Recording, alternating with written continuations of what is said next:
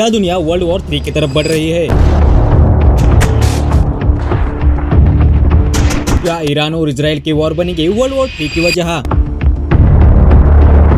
और अगर world war 3 होता भी है तो हमारे इंडिया का क्या रोल होगा और वो कहाँ बैठता है, ये देखना हमारे लिए इम्पोर्टेंट होगा। नमस्कार दोस्तों, आज हम बात करने वाले उस मुद्दे की जो पूरी दुनिया की नींद उड़ा चुका है और वो है ईरान इजराइल का वॉर और उसमें अमेरिका की सीधी एंट्री। 13 जून 2025 इजराइल ने ईरान की राजधानी तेहरान पर शॉकिंग एयर स्ट्राइक किया और टारगेट थे ईरान के टॉप डिफेंस लीडर्स और न्यूक्लियर साइंटिस्ट्स। और उसके बाद ईरान भी कहा चुप बैठने वाला था। ईरान ने भी पलटवार किया, इजराइल के तेल अवीव और हाइफा पर मिसाइल्स और ड्रोन बरसाए। उसके बाद दिन आता है 21 जून। 21 जून को अमेरिका भी अब मैदान में उतर चुका था। 21 जून को अमेरिका ने ईरान के टॉप न्यूक्लियर साइट्स पर अटैक किया, जैसे कि फोर्डो, नतांज और इस्फहान। और इस वॉर में दोनों देशों की नागरिक भी बहुत ज्यादा जख्मी हो चुकी है। अब तक की रिपोर्ट माने तो 224 ईरानी नागरिक और इजराइल में 24 लोगों की मौत हो चुकी है। लेकिन ये सब शुरू कहां से हुआ, तो देखते हैं ईरान इजराइल का इतिहास। दोस्तों, ये दुश्मनी कोई नई नहीं है। 1948 में जब इजराइल बना तो ईरान पहला मुस्लिम देश था जिसने उसे मान्यता दी। लेकिन 1979 की इस्लामिक क्रांति के बाद सब कुछ बदल गया। ईरान ने इजराइल को छोटा शैतान कहा और कूटनीतिक रिश्ते पूरी तरह से खत्म कर दिए। और उसके बाद शुरू हुआ प्रॉक्सी वॉर। ईरान ने हिजबुल्लाह और हमास जैसे ग्रुप को फंडिंग और हथियार देना शुरू कर दिए और उसके अगेंस्ट इजराइल भी कैसे चुप बैठने वाला था। और इजराइल ने भी जवाब में यमी के मेक जैसे ईरानी विरोधी ग्रुप्स को सपोर्ट करना शुरू किया। तो चलिए अब देखते हैं इस वॉर का ग्लोबल इम्पैक्ट। अब ये जंग सिर्फ ईरान और इजराइल के तक सीमित नहीं रही। अमेरिका खुलकर इजराइल के साथ खड़ा है। राष्ट्रपति ट्रंप ने ईरानी न्यूक्लियर साइट्स पर हुए हमलों को वॉर की सफलता बताई है। लेकिन उसी समय रशिया और चाइना ने इन हमलों की निंदा की है। पुतिन और शी जिनपिंग ने कहा कि इजराइल का हमला यूएन चार्टर का उल्लंघन है और यूएन नेशन ने कहा कि अगर हालात यूं ही बिगड़ते रहे तो दुनिया को रोक पाना नामुमकिन है। तो अब सवाल ये है कि क्या यही वर्ल्ड वॉर 3 की शुरुआत है? लेकिन फिलहाल एक्सपर्ट कह रहे हैं कि सारे जब तक बड़े देश सीधे आमने सामने नहीं आ जाते तब तक वर्ल्ड वॉर 3 नहीं शुरू हो सकता। लेकिन जो हालात बन रहे हैं वो भी डराने वाले हैं, क्योंकि न्यूक्लियर साइट्स पर हमला होना